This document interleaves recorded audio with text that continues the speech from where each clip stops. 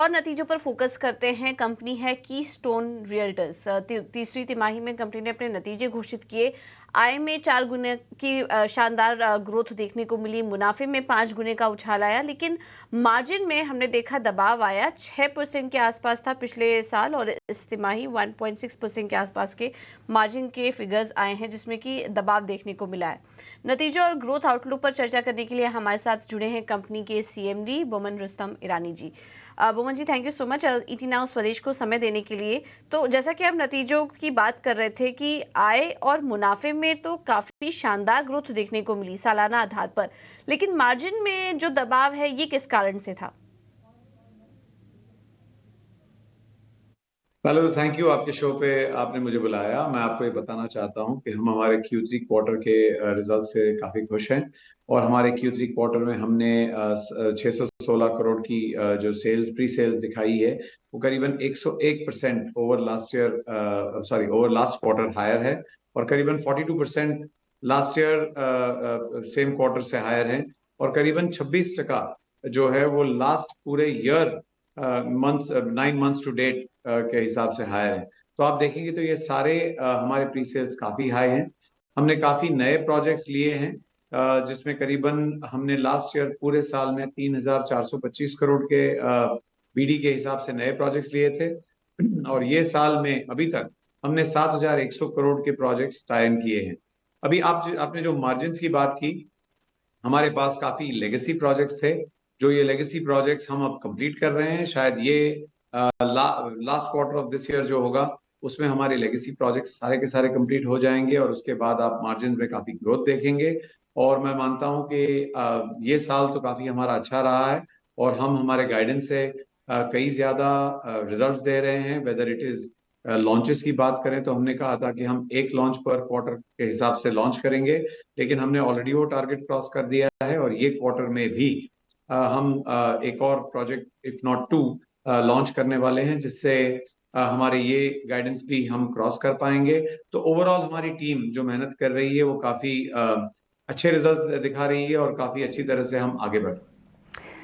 यानी साहब, यहाँ पे कंपनी का करंट फोकस अगर हम देखें तो एसेट लाइट बिजनेस मॉडल की ओर ज़्यादा आपका झुकाव है, जहाँ पर रीडेवलपमेंट पर आपका फोकस ज़्यादा है। क्या इस मॉडल को ही मेंटेन रखने का आपका इरादा है, या आपका फोकस लैंड एक्विजिशन की ओर भी बढ़ सकता है?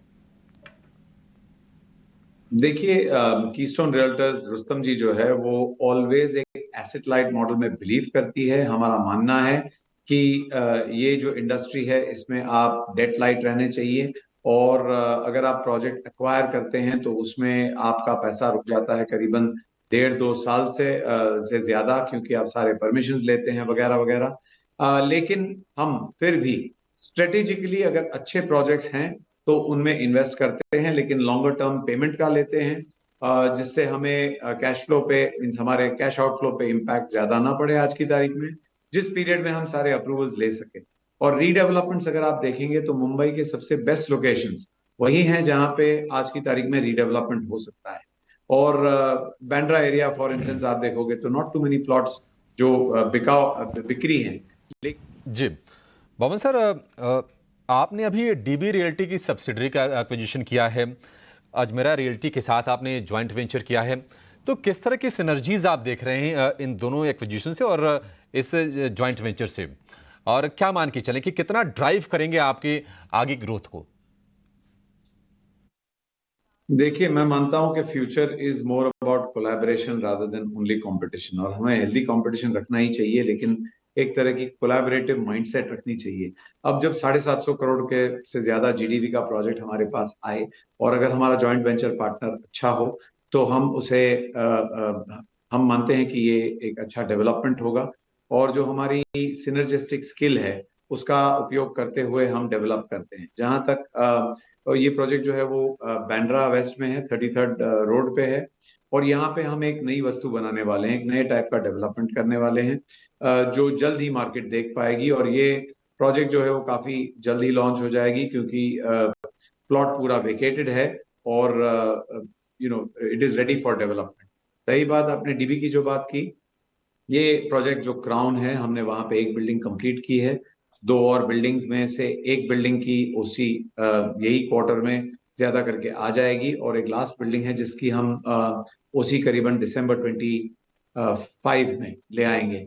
तो ये भी प्रोजेक्ट काफी अच्छा है, और यहाँ पे हमें एक फाइनेंशियल आर्बिट्राज दिखा, एक अपॉर्चुनिटी दिखी, जिसे हमने अबाउट 400 करोड़ का एक आर्बिट्राज जो हमने देखा, उसको हमने दोनों, I mean we took the opportunity and entered into it.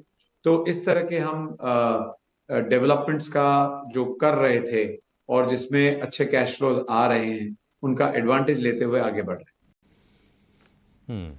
ठीक है सर, बहुत शुक्रिया आपका समय देने के लिए और हमसे बातचीत करने के लिए नतीजों पर और आगे की योजनाओं पर।